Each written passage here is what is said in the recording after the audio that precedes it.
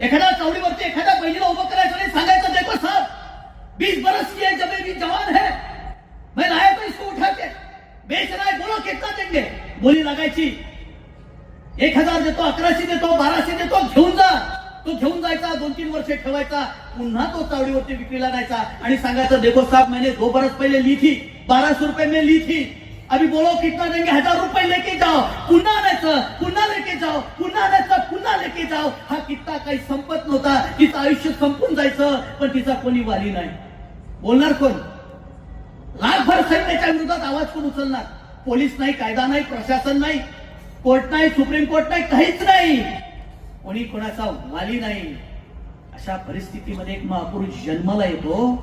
आणि ते सगळं चक्र फिरवतो तो काय सांगतो परस्त्री माते समान सूत्र घालून